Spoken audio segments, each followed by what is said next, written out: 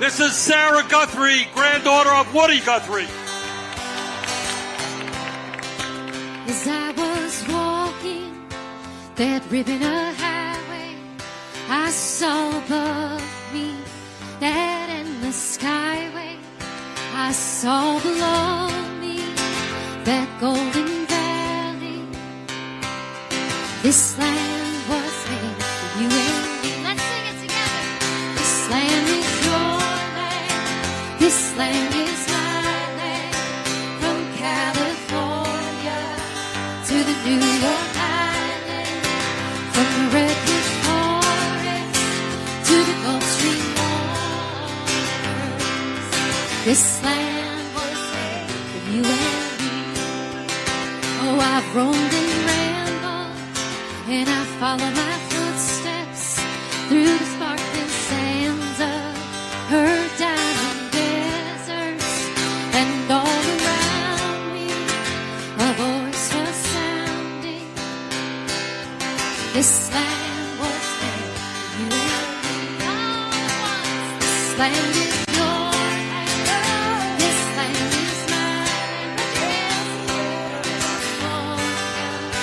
To the New York Island, from the Redwood Forest to the On the 7th of May from WBRN Radio and on the Boston Red Network. The title of our episode is African American Women Stand with Ilhan Omar, the Congress type from Minnesota. It was a demonstration by African women from the grassroots. Over 100 were present there, and they displayed their solidarity with Representative Ilhan Omar. They ranged from the founders of at least two of the founders of Black Lives Matters to Dr. Angela Davis, to Rashida Tlaib, and various others. You'll hear them in our part of the presentation. Dr. Barbara Ransby, a historian, was also there. So there were many people there from the broad coalition, Black Women in Defense of Omar. And we got the idea from this particular presentation from reading various things and listening to broadcasts, including Roland S. Martin and his digital broadcast. We invite you to listen to him. Amy Goodman, the Democracy Now!, very fine work done there. And also of all outlets, Time. We got some of the presentation from it to get together as many of the speakers as we possibly could bring together to get the entire voices of as many of these women as possible that assembled in Washington, D.C. And of course you'll hear from Representative Omar herself, defining her position and where she stands at the intersect between Islamophobia, anti-Semitism as a flip side of the coin, very clearly explained in the context of world events. Now, this is one of the things that has not played out in America. The American people understand what anti-Semitism is, basically speaking, have a working idea of it. And because of the travel bans, etc., they now understand Islamophobia. But these are international questions, and this is the reason it comes up in the American body politic. and it plays out from Caracas in Venezuela to Brazil and the current fascist president Jair Bolsonaro, and various other right-wing decay in Colombia. And as we hear more in the news of prop jobs of this character Juan Guaido,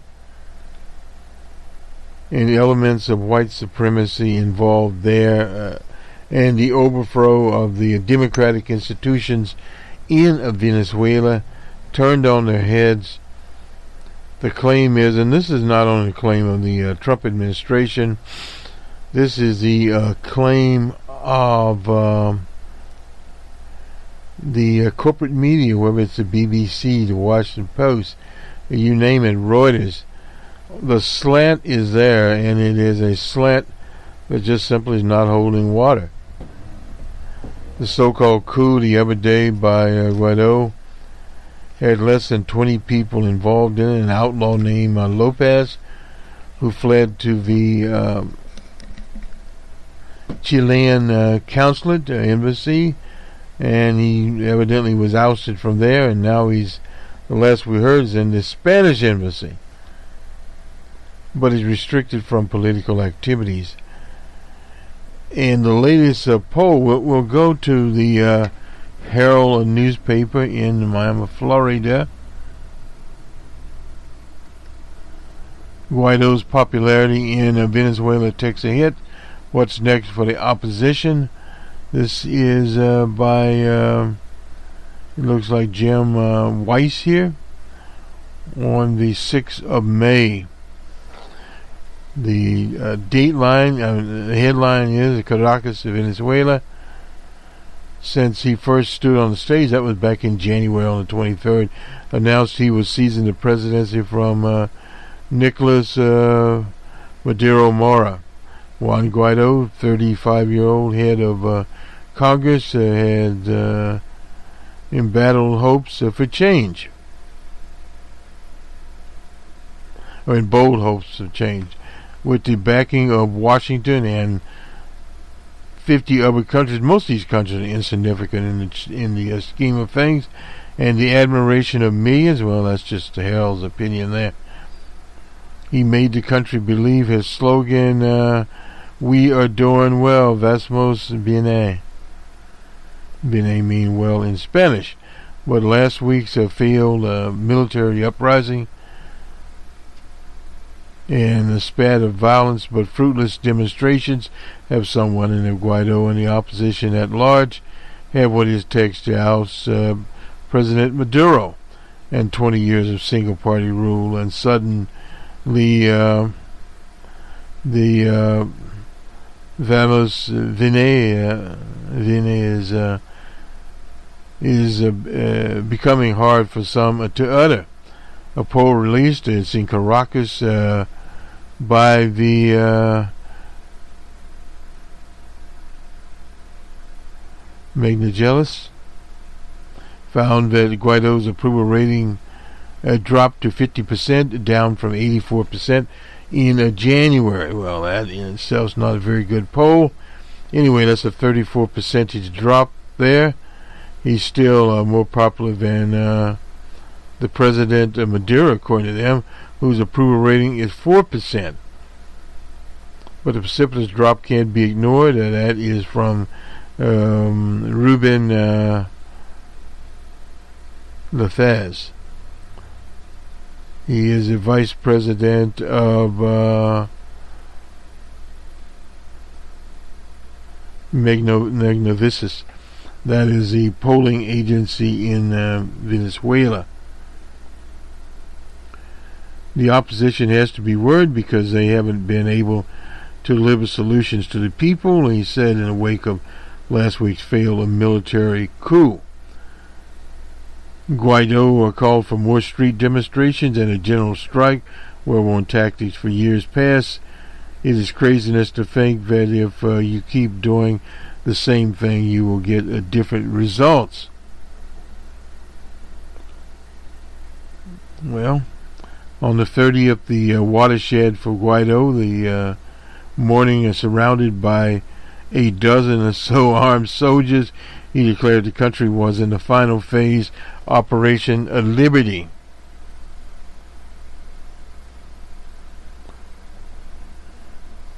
A fuzzily defined push that many believe would sweep the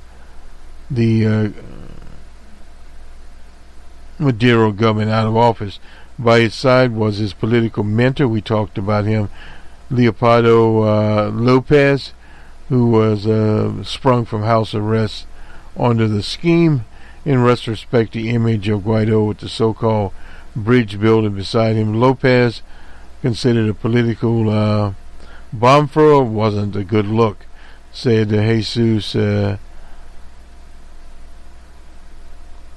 Segunes, the head of Data Corp. That's another, actually political analyst firm in Venezuela. Operation Liberty didn't liberate the country, he said. It only liberated Leopoldo Lopez, who is now hiding out, basically speaking. So, in other words, with the Miami Herald saying 15 people, there were more people outside the Venezuelan embassy's vacant building occupied by a Code Pink than Guaido had. But you start to understand how this story was blown out of proportion.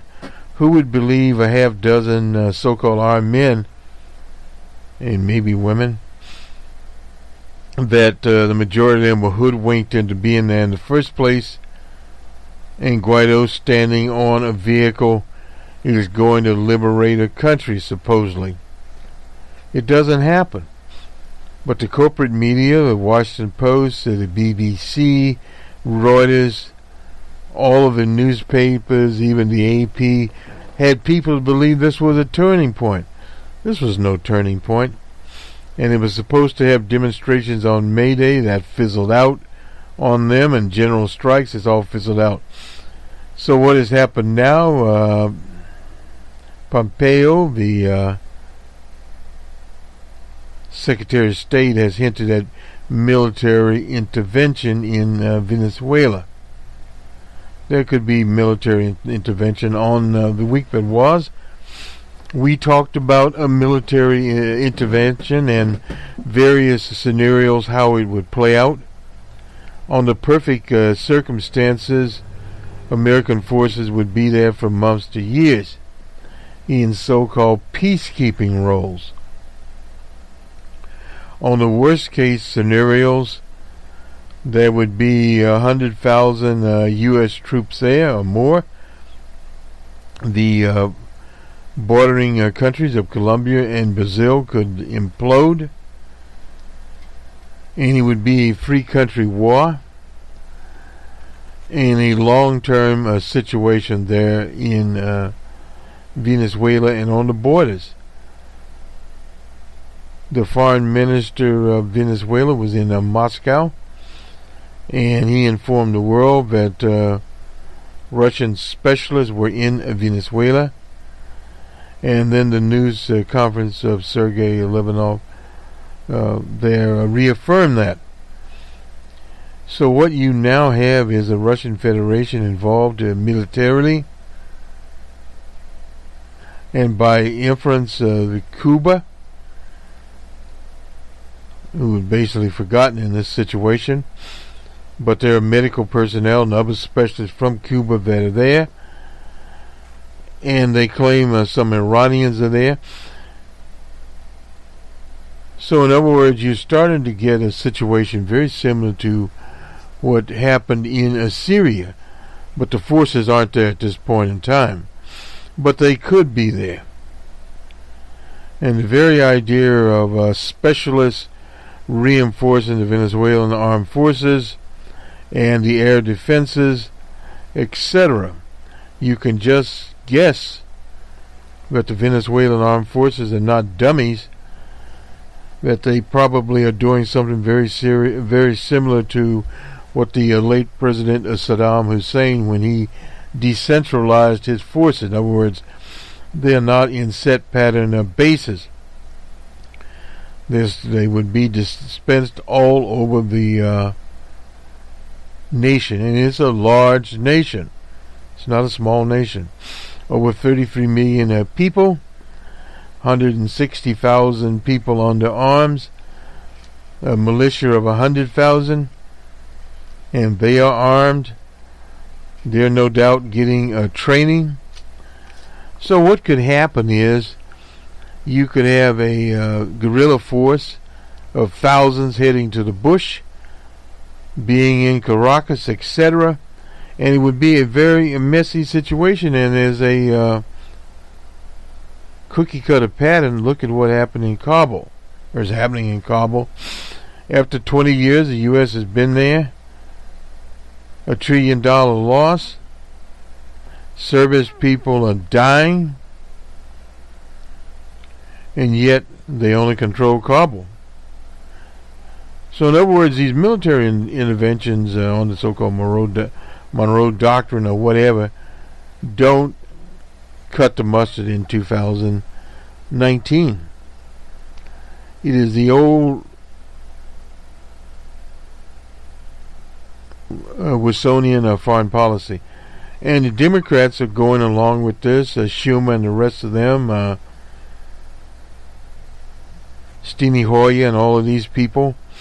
So in other words, what is happening is, in terms of what could be a reality in 2020, with a war in Venezuela, the makings of a war in the Straits of Hormuz, with the Iranians, and the whole problem there is the Iranians have these mobile boats, and they have these tow type of missiles, an improvement on what Ali North sold to them, that can hit oil tankers. And what happens if an oil tanker bites the dust, or several oil tankers? Well, there would be a spike in the price of petrol. And that is a means by which the Saudis get product here. And if the price of gasoline went up 50 cents, 75 cents, a dollar, that takes discretionary money out of the 70% consumer economy that the U.S. has, and very well will cause a recession. So in other words, you normally go to war to prevent these things, not to facilitate them. So this is a whole foreign policy situation there, from the Mideast to Jair Bolsonaro's in Brazil, a right-wing fascist who has teamed up with Bibi Netanyahu and his right-wing fascist party in Tel Aviv. And this is what Representative Omar is talking about, and Angela Davis talked about, that these issues that they accuse Representative Omar of trafficking in topples. That's a term in rhetoric that really has nothing to do with what is going on, and she will explain that to people. But we're moving from topples, our rhetoric jump rope, to actual events that are shaping the whole political and economic status internationally. So when you bring in the support of Juan Guaido, it is tenuous in the EU and most of the rest of the world. Now, what these people don't understand is China,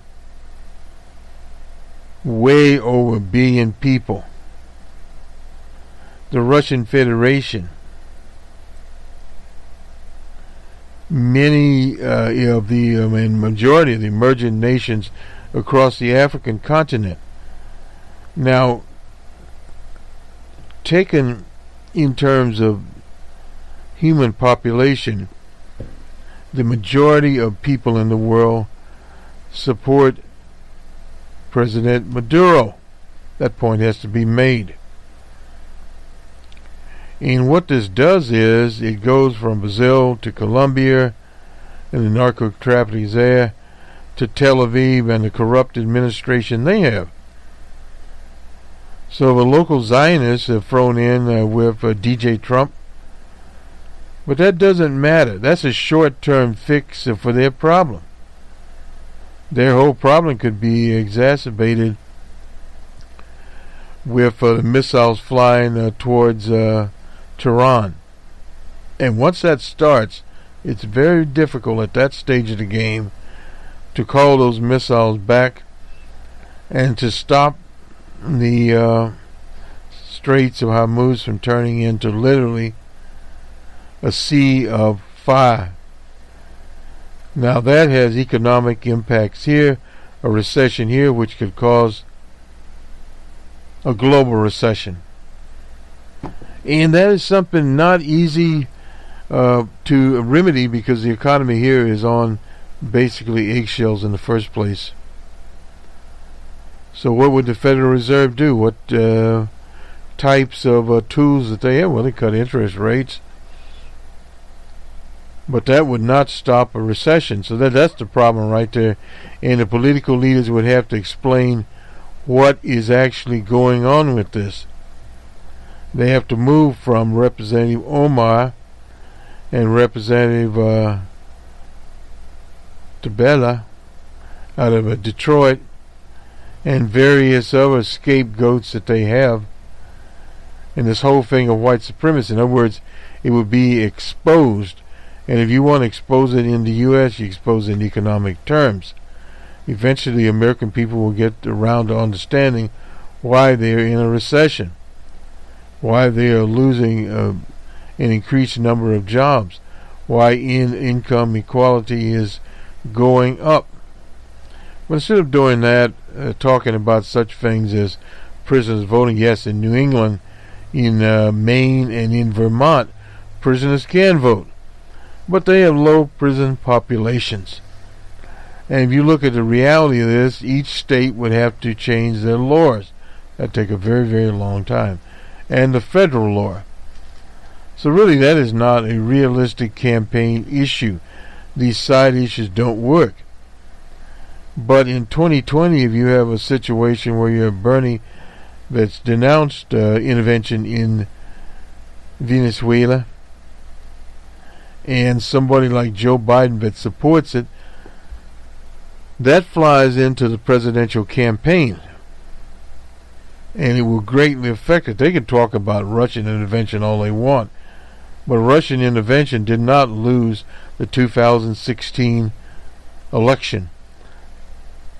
Voter suppression did, and malpractice on the part of Hillary the Monster Clinton is what lost the election. Now in Florida, they had a referendum there to let people with felonies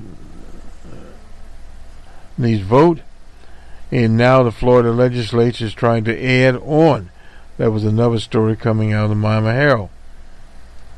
So those are the things that are important. So they need to clear away the bush or the brush and get to the real issues of this campaign: income inequality, and war and rumors of war in the foreign policy realm. And if you do have war, that will come into the election. But what can Joe Biden say? I've supported wars all the time. That creates a scenario that is not a very good scenario for a man leading supposedly by 15 to 20 points. That would start to erode very, very quickly.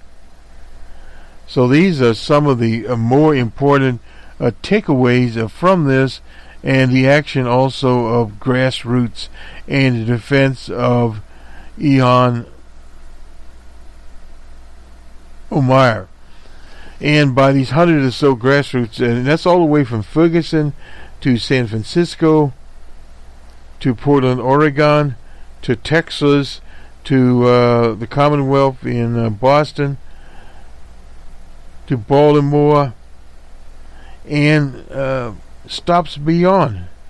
It's a nationwide movement that is tailgating off of a worldwide movement. So reactionaries have made Representative Ilhan Omar an international figure with an international platform. So if they're worried about the Zionist the boycott of the Zionist state, what they've done is amplified the megaphone. Now everybody knows about it. Whether this is what they wanted to do or not wanted to do about it. And the individual terrorist down in the San Diego area had set a fire to a mosque. Then he went to a synagogue and wounded and killed one person. So this is the flip of the same coin. So now it's becoming upon the Zionists to explain what in the hell is going on. That you're getting these terrorists attacking both of these religious groups, whether they be Islamic, and happy Ramadan to Mubarak to people out there, especially our friend in Turkey. So this is where the reality sets in. The body politic itself amplifies the whole cause, and the side issues need to be cleaned up. This whole idea of getting the Mueller report. Well, that's just getting the Mueller report. 400 former Attorney General functionaries in a letter said, well, G.J. Trump could have been indicted. There's no doubt about that. A prosecutor can indict anyone they want. Some of the prosecutions are successful, some are not. But whether or not he's indicted while he's sitting at 2200 Pennsylvania Avenue doesn't matter. He has to leave eventually, and they'll be waiting on him. He'll be down there with Cohen. So, but they put him on a house arrest and pardon him. So you have to start looking at some of the practical things that could happen here. That's why we decided to do this particular feature, to clean up some of the brush around here so people understand what's happening in Caracas, Venezuela, and what's happening in Tel Aviv, what's happening in Tehran, where the fleet is moving towards that area. They have another battleship group. They're thinking about moving towards Venezuela so they can fire Tomahawk missiles. But that's a little bit different. Now, you didn't have in Libya, after the murder of Colonel Gaddafi, the Russian Federation placing their people there. Yeah, there definitely were some Russians there. But this is a totally different standoff where people are preparing. We don't know what the Chinese are doing at this time, but it would behoove them to understand where they stand in the scheme of things. Now they're dealing with the so-called trade war, and Trump is promising more tariffs, and they'll come into Washington to receive the more tariffs, I'm assuming. But that just simply will not do. So they have to understand where they are in the dynamic, and this whole dynamic is changing. Let's go to the sport. We don't want to move along too long. This is ESPN. We're falling back upon. The Houston Rockets had a victory over the Golden State Warriors, 112-108. The series is now tied 2-2. Our Celtics didn't do as well. They were beaten 113-101 in Boston. So that series is now 3-1 series there. Milwaukee being a very good team, no doubt about that. Better outcome with the Bruins. They have won the second round there, 4-2 over the Blue Jackets, Columbus, Ohio. And the Avalanche won a game over the Dallas Stars, and that series is tied 3-3. Let's get to baseball here. Some very interesting games are going on there, no doubt about it. And we tuned into a few. Get the scoreboard as soon as it comes up on the workstation. The Reds in Cincy, 12-4 over the Giants. The White Sox over Cleveland, 9-1. Yankees 7-3 over the Mariners in New York. The Orioles in Camden Yard finally won one at the expense of our Red Sox, 4-1. Twins win in Toronto, 8-0, shut out the Blue Jays. The Rays 12-1 over the D-backs in Florida. The Brewers win one in Milwaukee, 5-3 over the Brewers. The Cardinals win when they shut out supposedly a good Philly team. Haven't looked at standings lately. We will. 6-0.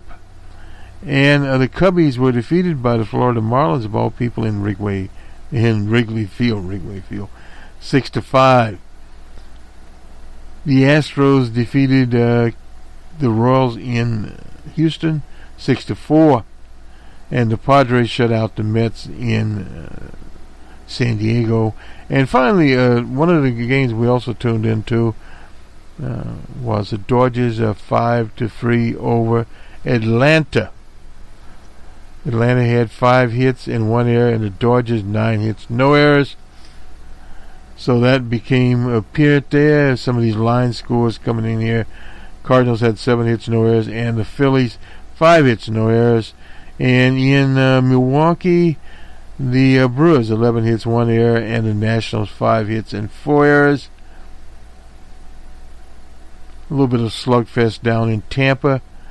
The Rays 13 hits and 1 error, and the D-backs 2 hits and no errors.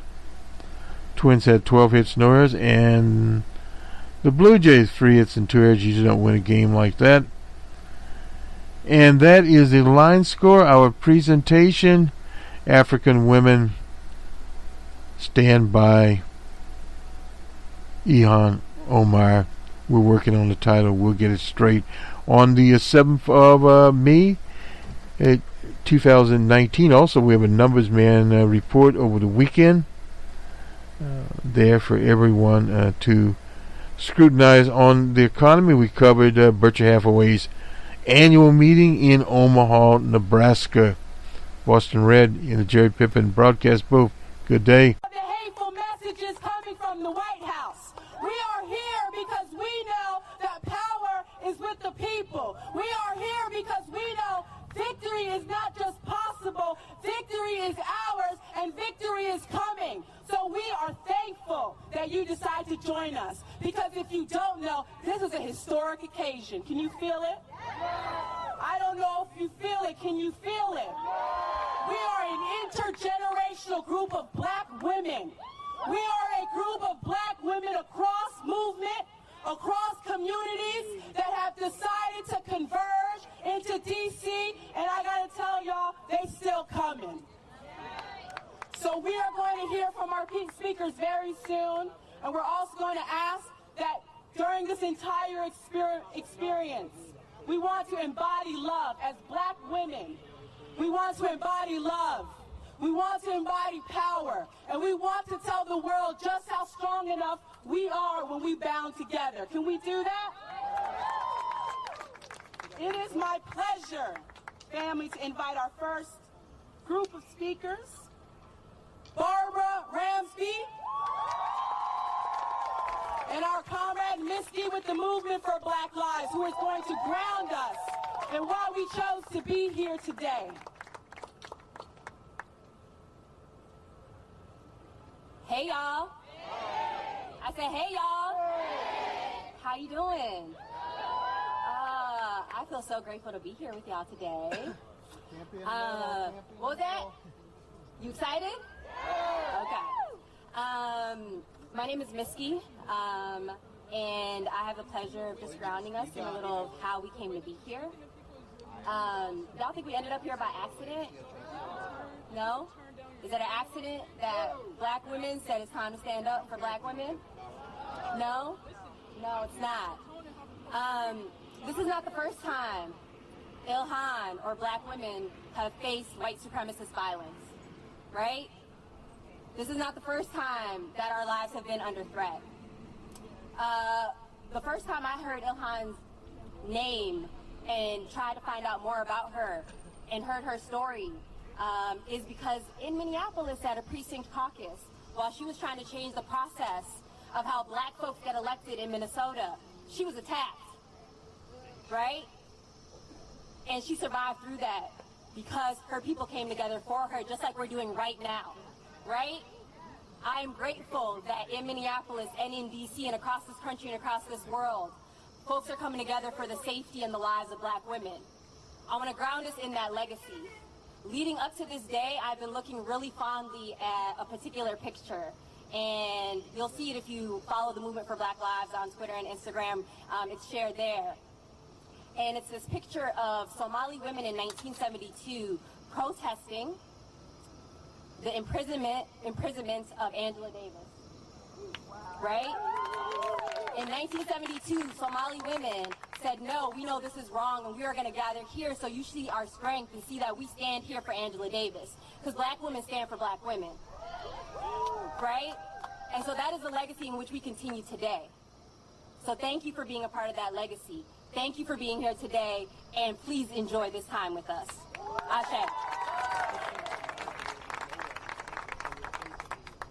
How's everybody doing? Good. It's a beautiful day. The sun is shining on us. That means something, right? I am really honored to be here, and we have very deliberately, very consciously invited some very special people to be here with us. So we didn't invite thousands of black women. We invited 100 black women, and it's still coming. We invited 100 black women who represent communities, sectors, organizations, campaigns, and we want you to know that what we have here today, who we've convened here today, represent hundreds and thousands more. And we are here from 21 organizations in 18 cities. We represent faith communities, immigrant communities, LGBT communities. We are professors and labor leaders and artists and organizers. And we are here to represent not only the communities we come from, but also the places where our sisters are that cannot be here with us today. We are here to represent and be in solidarity with our incarcerated sisters, with our Muslim sisters banned from visiting this country, visiting their friends and families here. We are here in solidarity with our immigrant sisters and their families languishing in detention centers. And we're here for two reasons very specifically. We're here to defend the right of black people to speak about what happens in this country, to act based on what happens in this country, to affirm our lives and black women's lives and our sisters' lives. And what has been tantamount to putting a hit out on Ilhan Omar, we are here to say we stand with her. We will not have it. We want the GOP and 45 to back off. And we want the Democrats to step up. We want to hear from the Democratic leaders. We want to hear from the Congressional Black Caucus in defense of Ilhan Omar and all of our progressive sisters of color in Congress. We always talk about keeping politicians accountable, and we really do. But when we get somebody in there that is actually speaking to the issues that we care about, right, they're going to get attacked, and we have to be there to defend them, and that's what we're here to say today. Ilhan Omar is not just here to talk about what we think of as narrow women's issues. She's not just here to talk about immigrant issues. She's not just here to talk about the Muslim ban. She has talked about a whole range of progressive issues, and we stand with her on that. It's in the spirit of black internationalism that we identify with, right, of women, black women speaking out about what's happening in the world. And a lot of people around here don't think that that's appropriate. And we're saying we expect her to speak out. We defend her speaking out, and she's speaking out for and with us. We see what's happening in Venezuela right now. It is no coincidence that Ilhan Omar has been one of the principled voices exposing U.S. collusion and destructive policies in Central America and Latin America. It is no coincidence that she's being attacked not just because she's a black immigrant woman, but because she's a progressive woman that won't shut up. And we want to defend her right to speak and insist she continue to speak. The other reason that we're here is that we remember our sister Marielle Franco. We remember what happened in Brazil when there was a vitriolic campaign around a radical, progressive black woman. And we're here preemptively to say we have our sisters back. We hear what's happening to her. We will not allow her to be vilified like this. and they're going to have to go through all of us in order to hurt her, right? We're also here to speak up on behalf of Rashida Tlaib, Ayanna Pressley, Alexandria Ocasio-Cortez. We hope that they all go to Palestine this summer and see the other side of the wall in Palestine. We defend the right of Ilhan and others to speak out about the situation of our sisters and brothers in Palestine. We understand as a multi-faith community, and some people who have faith in just people, right, that is a critical issue of our time, and we will not be silenced on it. We will not be intimidated to think that every time you criticize the state of Israel's policies of inhumanity against the Palestinians, that it is anti-Semitic. We know better than that. And our progressive Jewish brothers and sisters know better than that, and they're speaking out on it, and we stand with them as well. So thank you for being here today. We want to have other actions going forward. The Movement for Black Lives has been the impetus for this. The Movement for Black Lives took a position on Palestine in August 2016 in the Vision for Black Lives. The young people in that movement have gone to Palestine in various delegations, not as some sort of charity gesture, but seeing the parallels between what's happening in occupied Palestine and what has happened in this country to black people in the Jim Crow South, where our sister Beverly Guy-Sheftall grew up and talked about on our delegation to Palestine. We see similarities with apartheid South Africa. And this is related to us. This is an extension of our quest for freedom, our struggle for freedom. So we're not going to have Ilhan be vilified and her words distorted around that question, and we're not going to be silenced either. So we're here to speak on behalf and defense of black women because we see so many of our sisters, and one of my personal heroes, many of my personal heroines are up here today, but also Senator Nina Turner, who has also been criticized for daring to speak out. We know our sister Angela Davis has been targeted for speaking out on the question of Palestine. So this is beyond Ilhan Omar. She is at the center of it right now. We're standing with her, but we're standing with all of our sisters, and we're standing strong. And thank you for being here today. Yes, Barbara. Thank you. One more time for Barbara Ransby, y'all. Bye-bye. All right, I'm going to welcome up our next speakers. We've got Kiki and Jordan from the local M4BL contingent here.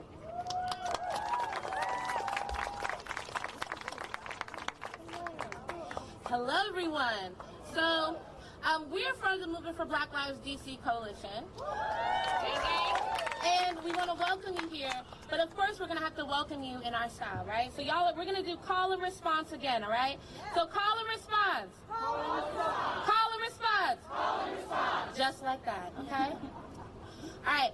Let my people go. Let my people go. Set my people free. Set my people free. I want the whole world to know. I want the whole world to know. I love you like you were me. I love you like you were me. Say, let my people go. Let my people go. Set my people free. Set my people free. I want the whole world to know. I want the whole world to know. I love you like you were me. I love you like you were me. I love you like you were me. I love you like you were me. I love you like you were me. I love you like you were me.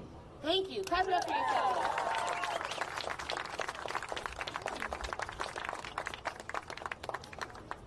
In 1951, several black women freedom fighters penned a call to Negro women, urging black women across the country to come to Washington, D.C. to protest poverty, discrimination, and war. They called for freedom for political prisoners and for an end to violent retaliation against people who dare to speak out against the government and its violence. Over 100 black women responded and came to D.C. in solidarity. That was 1951. It's now nearly 70 years later in 2019, and we're gathered here to turn up and do the same thing.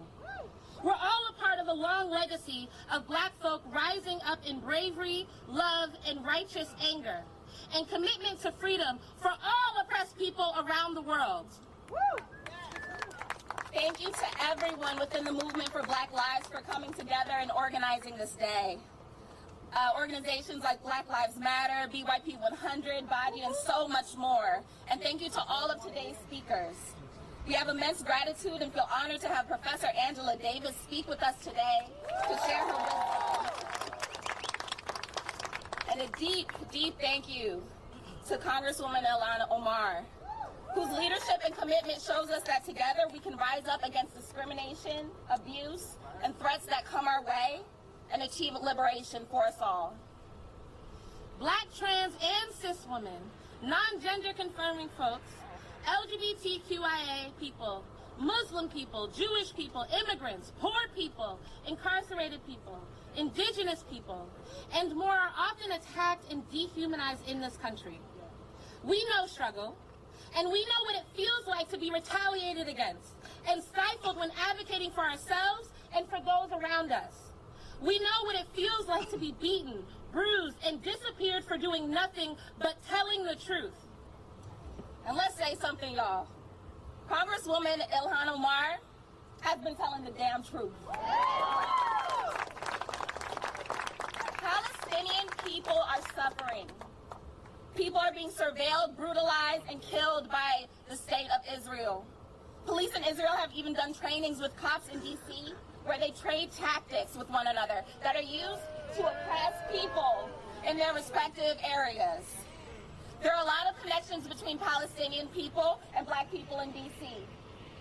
In the district, we see a lot of state violence against black women for things they do for survival. There are many black, trans, and cis women and non-binary people in D.C. who have been discriminated against when trying to access jobs and housing due to their identities. One of our friends, a local D.C. organizer named Nona Connor, who unfortunately couldn't join us today, but sends her regards, is a former sex worker who has experienced homelessness since she was a teenager.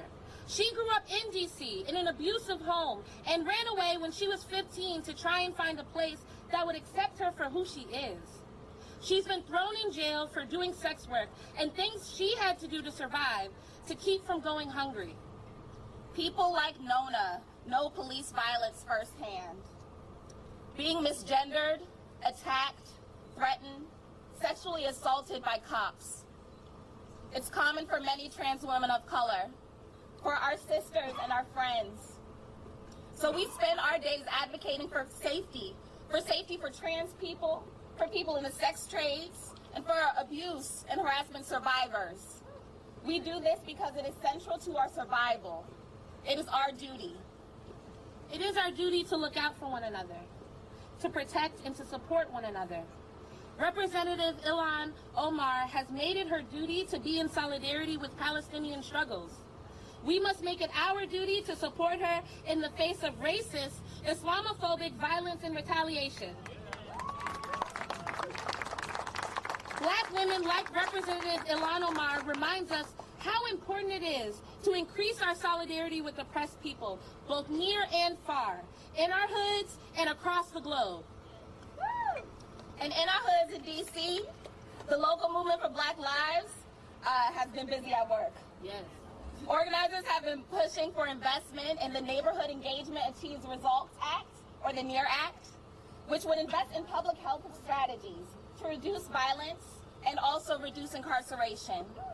We've been on a push to decriminalize blackness. Can you say decriminalize blackness? Decriminalize blackness. We've been fighting for safety for black and brown people in sex trades through the campaign Decrim Now. We've centered healing and community in our work through healing brunches. Organizers are raising money right now to bail black mamas and caregivers out of jail for Mother's Day. Right? Can you say free black mamas? Free black mamas! Free black mamas! Free black mamas! Right? We want to reunite them with their families through the Black Mamas Bailout DMV. Folks are also fighting for safety for black immigrants. When we fight to support and uplift black women, femmes, and LGBTQIA+ people through the She Safe, We Safe campaign. And we join our allies who are running campaigns like Occupation Free DC, which aims to bring an end to DC Israel police trainings. So if it's already not clear, Representative Ilhan Omar, we are with you. You tell these people the truth. We are in solidarity with you. and in admiration of your bravery and your commitment to doing your job by advocating for what is right and what is just. It is an honor to witness your light. And Black women, femmes, trans, queer, gay, lesbian, bisexual people, everyone out there who are out here struggling, trying to survive, doing the best they can, advocating for themselves and their families. We're with y'all too. We deserve so much more than what this mainstream society gives us. And we're going to rise up, turn up, shout, stomp, clamp, do whatever we're able to do until we realize the world in which we are all free and liberated, the world we deserve. Thank you all for your time, and welcome to D.C. Thank y'all.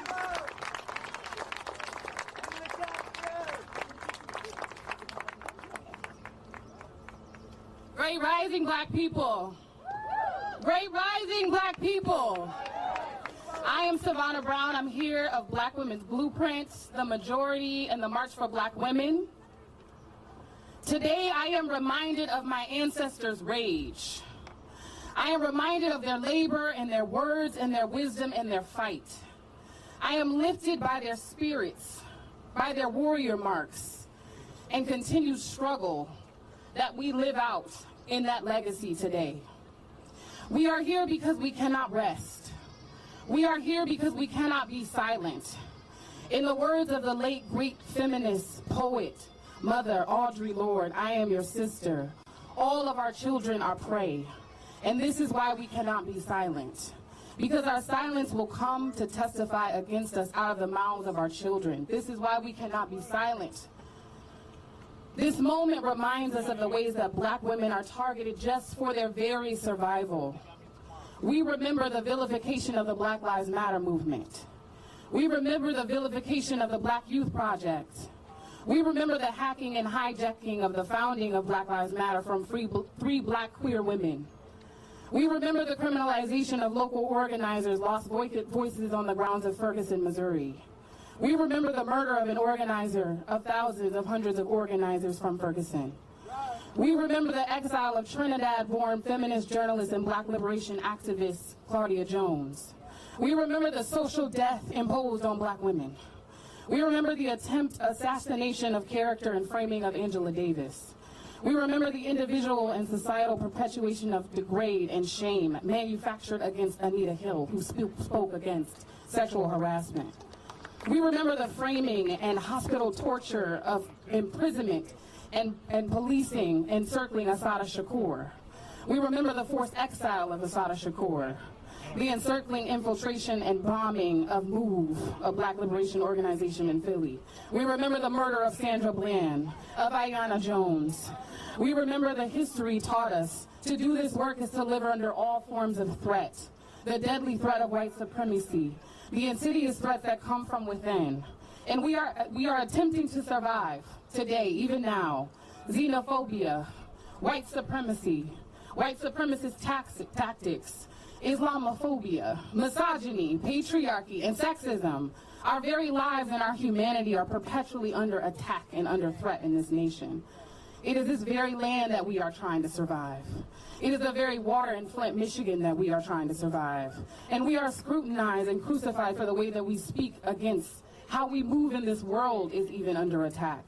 This moment is not an isolated incident or a personalized issue. It is a larger mass attack on the humanity and dignity of Black women and femmes, how we show up in our fullness and our personhood, how we fight back, how we speak back. Since her 2018 election, Congresswoman Omar has been targeted by this administration and others who fear her, and we believe they should fear her, not because of the absurd dog whistle language being used to denigrate her, but rather they should be more than little cautious of Black women who fight for people's agendas, who remain unafraid of anti-Blackness, Islamophobia, white male patriarchy. They should be afraid because, like our sister Ilhan, we aren't backing down. We will not waver in our support of her and other Black women who are under siege. We will never waver in our support. We will say loud and clear, hands off Ilhan. Hands off Ilhan. activists, academics, and brave members of our community are standing behind our sisters, and we aren't going anywhere. Say, we aren't going anywhere. We aren't going anywhere. We are encouraged by her tenacity and the love and support she continues to receive from her district. We lend her continued strength that she will not be persuaded to back down from the fight she has willingly entered. If we should start to feel discouraged or downcast, remember the rage of our ancestors. Remember their warrior marks. Remember their fight. Remember us. Remember us. Say, remember us. Remember us. Remember us. Thank you so much. Before we invite up our next speaker, Reverend Tracy Blackman, faith leader, civil rights leader, let's do one more chant. Savannah started us off. When I say hands off, you say Ilhan. Hands up. Ilhan. Hands up. Ilhan. Hands up. Ilhan. Okay, but I want it louder this time. Can we do that? Yes. I want her to feel it. Can we do that? Yes. Hands up. Ilhan. Hands up. Ilhan. Hands up. Ilhan. Hands up. Ilhan. I come to you today from St. Louis, Missouri, better known as Ferguson. But I don't want you to think that it's just Ferguson. It's all of St. Louis. It's all of us everywhere. Friends, I've come to our nation's capital today to stand with you against the racist, xenophobic, Islamophobic, sexist vitriol that has plagued Congressman Ilhan Omar since she became the people's choice for representation in Congress. I've come to our nation's capital to stand with you because the silence of our collective political leadership in the face of the reckless and irresponsible bullying by the self-avowed white nationalist who is tasked to lead our country and serve all of the people is deafening. I've come to our nation's capital to stand with you because our nation's shameful history of systemically and systematically dismissing, devaluing, and denigrating the presence and the power of black women while elevating white supremacist ideations on our backs has gotten on my nerves. I've come to our nation's capital to stand with you because in spite of black women being the most consistent voting bloc in the nation, the needs and concerns of black women are ridiculed and ignored on both sides of the aisle. I've come to our nation's capital to stand with you because in spite of black women being the largest and the most consistent users of social media, Twitter chose to preserve a lying tweet over the safety of this black woman's life. I've come to our nation's capital to stand with you because black women control $1.3 trillion in the American economy. And we will no longer be offered up as sacrificial lambs on the altar of white supremacy. I have come because we all know that the targeting of Congressman Ilhan Omar has more to do with the courageous adornment of her head, the color of her skin, and the profession of her faith than it has to do with the truth she's daring to speak. I have come because of the relentless assault on black women on our southern borders who seek asylum in this country. I have come because we are not the other in a nation built on our backs, suckled at our breast, and enriched by the blood and sweat of our ancestors whose labor was stolen to fill the coffers of the few. I don't come because it's political. I come because it's amoral. I don't come because it's popular. I come because it's personal. I've come to stand with you, black women, because we love us more than they hate us.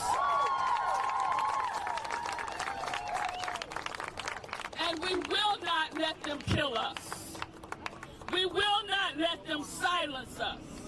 We will not let them divide us. We know well the poisonous fruit of this white supremacy tree. Our bodies have been lynched there. Our children have been whipped there. Our freedom has been bound there. And we will not ingest this toxic diet of hatred in our midst.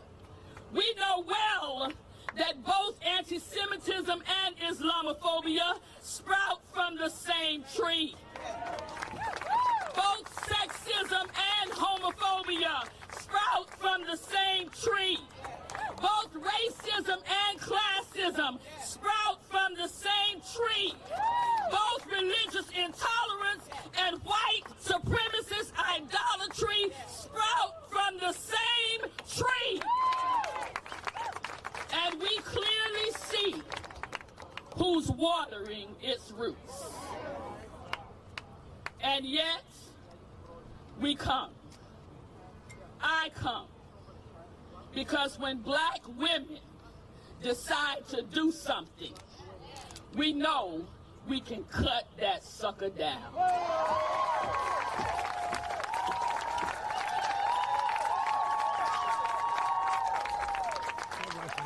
Y'all feel that? Do y'all feel that? When black women, say it with me, when black women decide to do something, that means power.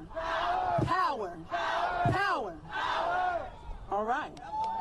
So as we introduce our next speaker, I want to take a moment of silence. Because as we just heard, the same hate that is targeting our Muslim family, our black people, people around the world, the same hate struck in San Diego, when so many of our Jewish brothers and sisters and family were targeted. So we have to show the world that we stand together before we invite Rachel Faulkner from the Jewish Women of Color organization. Can we do that? But can we first take a moment of silence?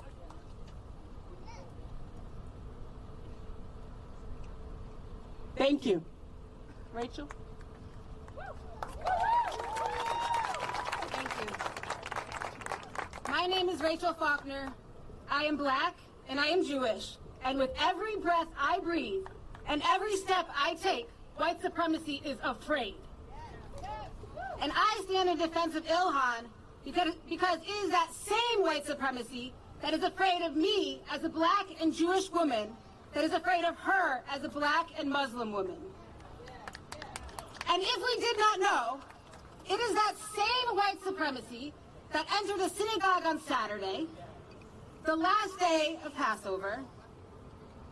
Whew, this is still fresh.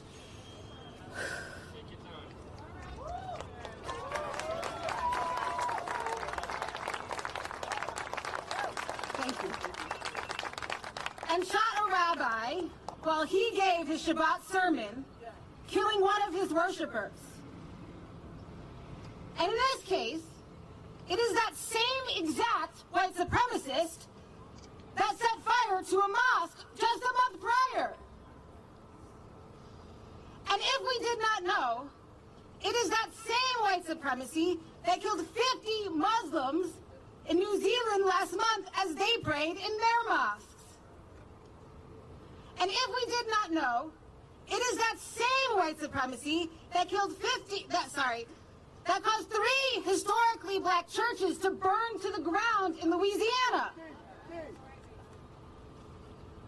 But the thing is, we did know. We know that it is the same white supremacy that targets Jews, that targets Muslims, that targets black people, that targets queer people, that targets anyone and everyone that is a threat to white power and white privilege in our world.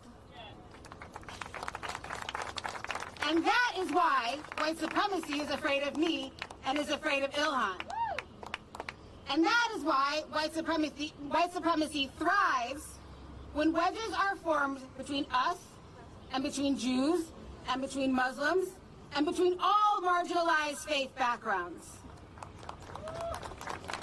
is why white supremacy thrives when anti-Semitism accusations are used to dismantle resistance, are used to disempower our leaders, and are used to maintain the status quo.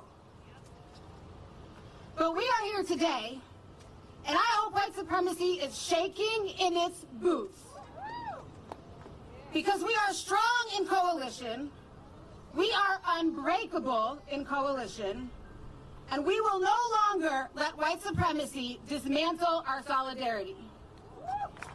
We will stand together, and we will win. And as we often say in the Jewish community, In Yirtzeh Hashem, may it be God's will.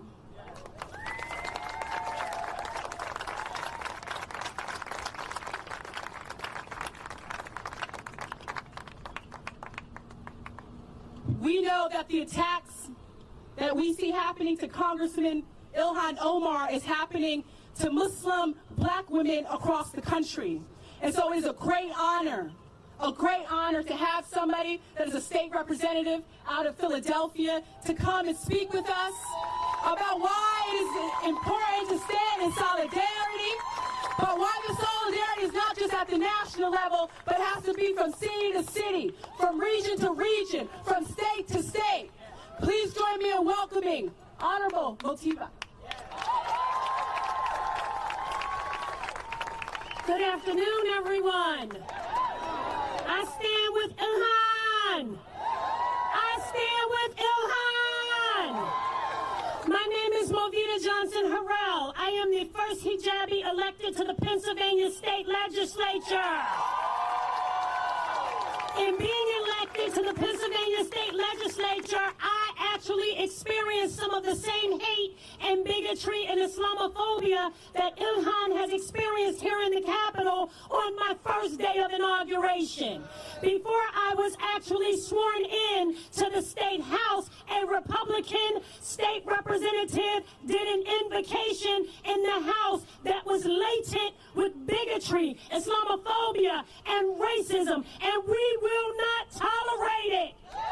It is unacceptable. America was built on religious freedoms and the ideas of liberty and justice. We cannot allow white supremacy, masked as white nationalism, to continue to control the narrative. We cannot allow it to continue to create division and hate in this country. While we cannot allow the divisive rhetoric.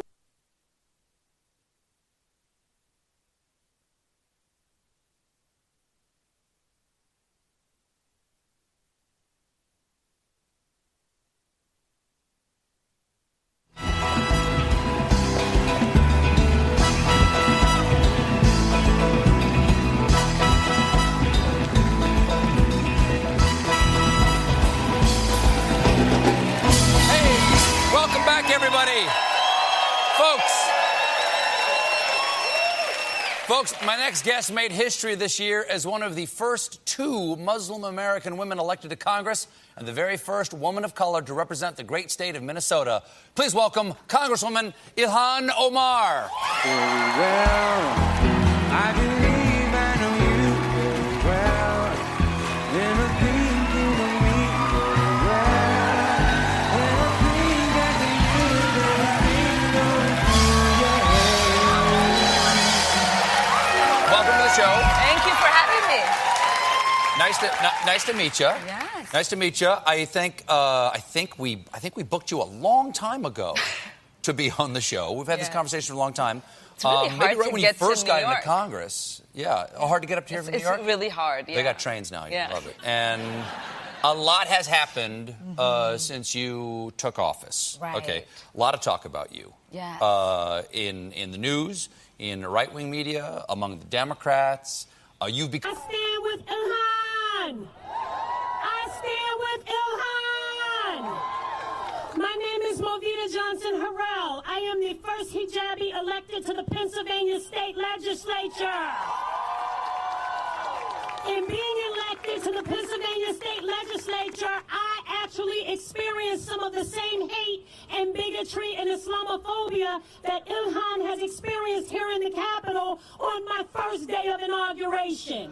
Before I was actually sworn in to the State House, a Republican state representative did an invocation in the House that was latent with bigotry, Islamophobia, and racism, and we will not tolerate it.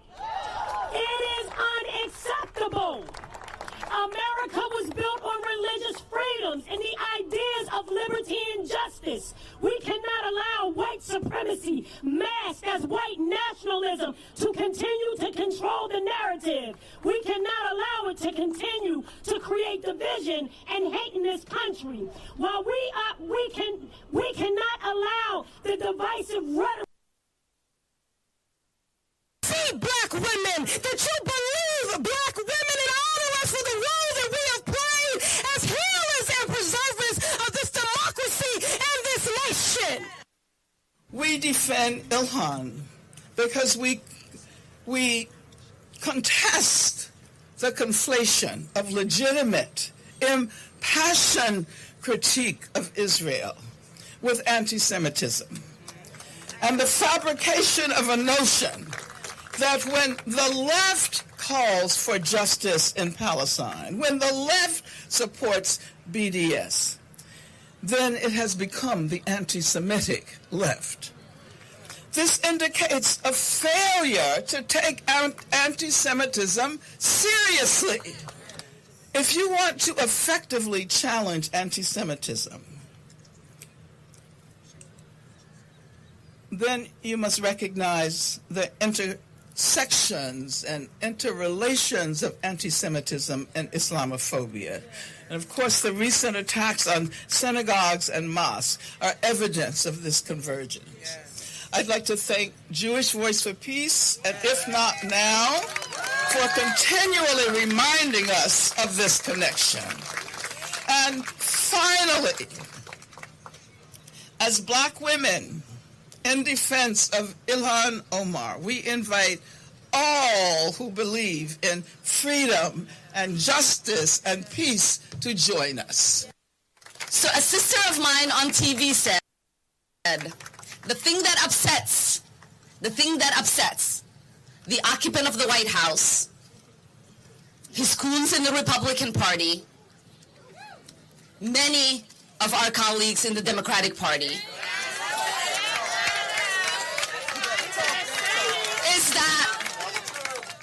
is that they can't stand, they cannot stand that a refugee, a black woman, an immigrant, a Muslim shows up in Congress thinking she's equal to them. But when this occupant of the White House chooses to attack me, we know that that attack isn't for Ilhan. That attack is the continuation of the attacks that he's leveled against women, against people of color, against immigrants, against refugees, and certainly against Muslims. And at this moment, the occupant of the White House, as my sister Ayana likes to call him, and his allies are doing everything that they can to distance themselves and misinform the public from the monsters that they created that is terrorizing the Jewish community and the Muslim community. Because when we are talking about anti-Semitism, we must also talk about Islamophobia.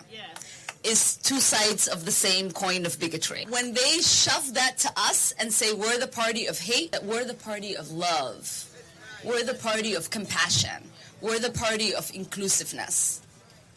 What we are fighting for is not for the few, but for the many. So I can't ever speak of Islamophobia and fight for Muslims if I am not willing to fight against anti-Semitism. We collectively must make sure that we are dismantling all systems of oppression. So this isn't a pity party for Ilhan. This is about a show of strength. This is a show of strength. This is for us to say that when you come after one of us, you come after all of us. And when one of us speaks, all of us are speaking. Alicia Garza, I want to go to you first. Black women standing up for Representative Ilhan Omar, but the reality is you had two men